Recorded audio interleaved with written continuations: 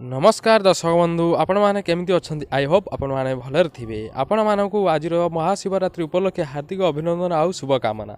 दर्शक बंधु आज हूँ महाशिवरात्रि अर्थात जागर राति कहुए। दर्शक बंधु मुझे वीडियो माध्यम आज गोटे उपाय कहवाक जाऊँगी जो उपाय आज करने द्वारा आपण जीवन में जहाँ समस्या लगी थाए ताहा निश्चय दूर हो। राति रोजगार करुँच सत किंतु जेते टंका रोजगार करुँच संचय करें सहित आपण जेकोसी कार्य करुँच अटकी जाऊँच अधारे भांगी जाऊँच संपूर्ण हो पारुनी ता सहित आपण पछरे अनेक शत्रु पड़ते एवं से आपणकर क्षयक्षति करने को चेष्टा करुँच सहित आपण भूत प्रेत को सबुबले डरिकी रोचे ताहले आपण को यही वीडियो माध्यम गोटे उपाय कहूँ जहाँ को आज राति ही करंतु। दर्शक बंधु उपाय जाना पूर्व जदि मोर यह चैनल टी सब्सक्राइब करना सब्सक्राइब कर दिंतु, लाइक कर दिंतु, पाखे थी बेल आइकन को प्रेस कर दिंतु कारण आगामी दिन में जेकोसी नूतन वीडियो मुझे अपलोड करी आपण पाखे संगे संगे पहुँची।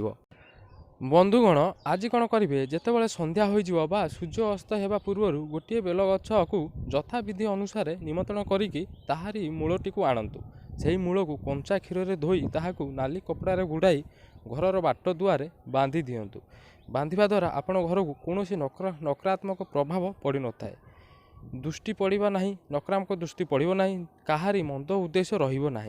दर्शक बंधु जदि करार अच्छी आज ही करंतु कहीं आज सबुठारु भल दिनटी यह करंतु। यह आपण पारिवारिक कलह अशांति को दूर करि थाए।